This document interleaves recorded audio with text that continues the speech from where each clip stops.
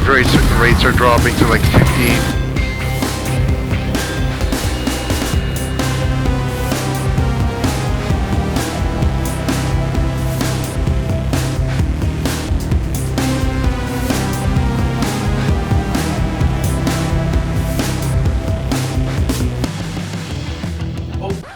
Hang on a sec.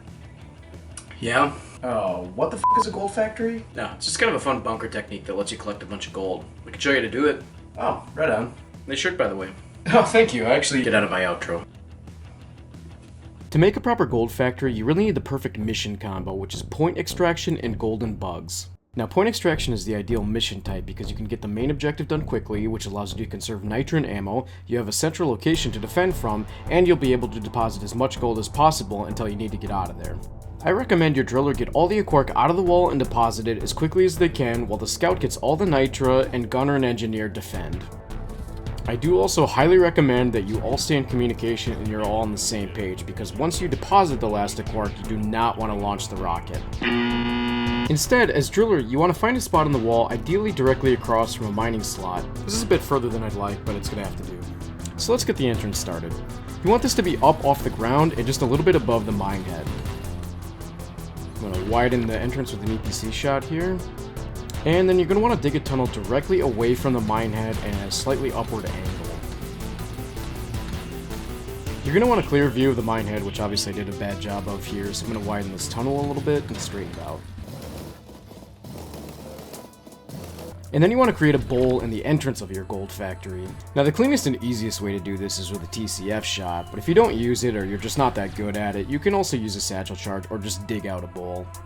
Then you want to go to the end of your tunnel and place a satchel charge on the ceiling. Then you want to open up that entrance just like we did in the emergency bunkie tutorial.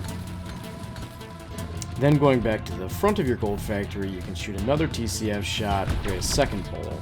This is just giving you some additional breathing room and also just creating a second basin to collect all that gold.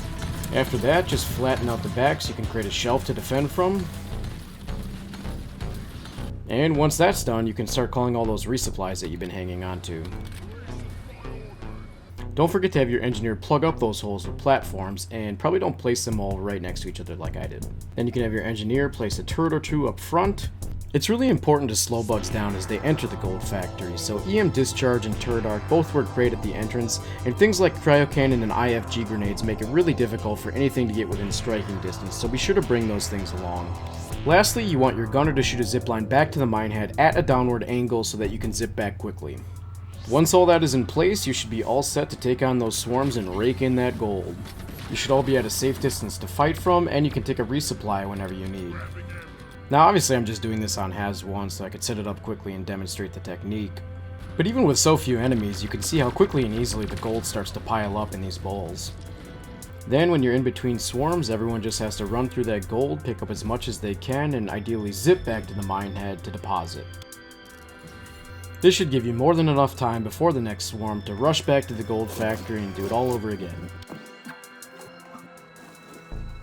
We are unbreakable. So that's really all there is to it.